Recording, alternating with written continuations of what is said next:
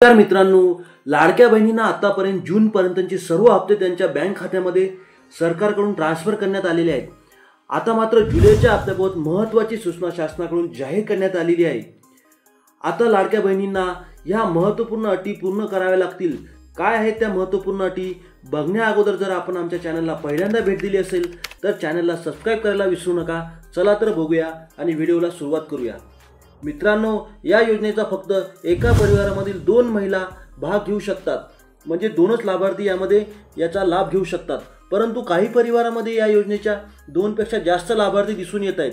त्यामुळे अशा लाडक्या बहिणींना आता या योजनेचा लाभ घेता येणार नाही। जर लाभार्थ्याच्या कुटुंबामधील कोणीही इन्कम टॅक्स भरत असेल तर अशा लाडक्या बहिणींना आता जुलैपासून हप्ता येणे बंद होणार आहे। जर आपण लाडकी बहीण योजनेचा तसेच शासनाच्या इतर योजनेचा लाभ घेत असाल तर आपण या योजनेसाठी अपात्र ठरणार आहेत। या बाबतीमध्ये सखोल माहिती घेणे शासन स्तरावरून चालू आहे, त्यामुळे ही महत्त्वपूर्ण अट आहे। या योजनेच्या लाभार्थीसाठी किमान वय हे 21 किंवा कमाल वयोमर्यादा ही 65 ठरवण्यात आलेली आहे। परंतु काही लाभार्थींनी चुकीची माहिती टाकल्याची माहिती शासनाकडून क्रॉस चेक करणार आहेत व जे यामध्ये बसणार नाहीत त्यांना या योजनेतून बाद करण्यात येणार आहेत। अशा प्रकारे मित्रांनो, आजच्या या महत्त्वपूर्ण व्हिडिओमधील आपण थांबत आहेत। जय हिंद, जय महाराष्ट्र।